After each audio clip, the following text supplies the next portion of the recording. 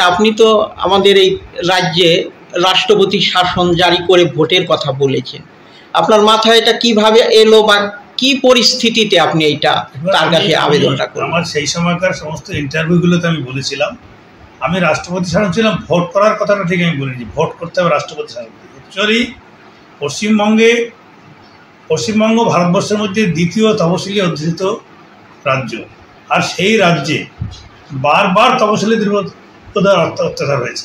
এটা কিন্তু একবারের আমি ওই সন্দেশকালীর ঘটনার জন্য বলিনি। অনেক সাংবাদিকরা আমাকে বলেছিলেন আপনি সন্দেশকালীর মতো একটা জায়গায় ঘটনা ঘটলো, আপনি তার জন্য পুরো পশ্চিমবঙ্গের রাষ্ট্রপতি শাসন চাইলেন। আমি কিন্তু একবার ওই সন্দেশকালীর জন্যই চাই।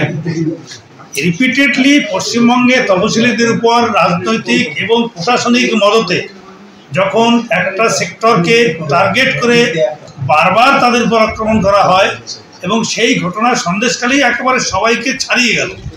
তো এতগুলো ঘটনার পরিপ্রেক্ষিতে কিন্তু যখন দেখা গেল পশ্চিমবঙ্গের তপশিলীরা তাদের নিরাপদ নয়, আর আর্টিকেল 338-এ আছে, সংবিধানে আছে যে সেই রাজ্যের সরকারের প্রথম দায়িত্ব থাকে এসসি/এসটিদের তাদের নিরাপত্তা সুনিশ্চিত করা, যেটা পশ্চিমবঙ্গ সরকার করতে পারেনি, বারে বারে ব্যাহত হয়েছে এবং সন্দেশকালী একদম সীমা ছাড়িয়ে গেছে। তো সমস্ত দিক বিবেচনা করে অ্যাজ এ কনস্টিটিউশনাল হেড ওই সময়ে তপশিলি সম্প্রদায়ের আমার যে দায়িত্ব ছিল, আমার কাছে রাষ্ট্রপতি শাসন ছাড়া এই সম্প্রদায়কে সেফগার্ড করার আর কোনো দ্বিতীয় বিকল্প রাস্তা ছিল না। আমি সেই কারণেই রাষ্ট্রপতি শাসনটা চেয়েছিলাম এবং অনেকেই বলেছিলেন, এবং সেখানে এটাও বলেছিলাম যে আপনি এটা কোনো যৌক্তিকতা, আমি বলছি 1000% যৌক্তিকতা আছে, এরপরে আর যৌক্তিকতার কোনো কারণ থাকতে পারে ভারতের সংবিধানে। এছাড়া কোনো দ্বিতীয় বিকল্প নেই পশ্চিমবঙ্গের তপশিলি সম্প্রদায়ের মানুষকে বাঁচানো। বারে বারে চোখে আঙুল দিয়ে দিয়েছে এই সরকার সম্পূর্ণ তপশিলি বিরোধী। এই পশ্চিমবাংলায় তপশিলীদের জন্য কোনো মিনিস্ট্রি নেই, যেটা সবচেয়ে দুর্ভাগ্যের বিষয়। তপশিলীদের কথা উনি বলেন, তো সেই সম্প্রদায়ের উন্নতি করতে গেলে তাদের তো একটা দপ্তর থাকে, মন্ত্রী থাকে, মন্ত্রণালয় থাকে, সেটা নেই। একটা ওবিসি দপ্তর আছে, যে ওবিসি দপ্তরের মধ্যে কত বড় একটা দুর্নীতি করে বসে আছে সারা ভারতবর্ষের আর কোথাও নেই।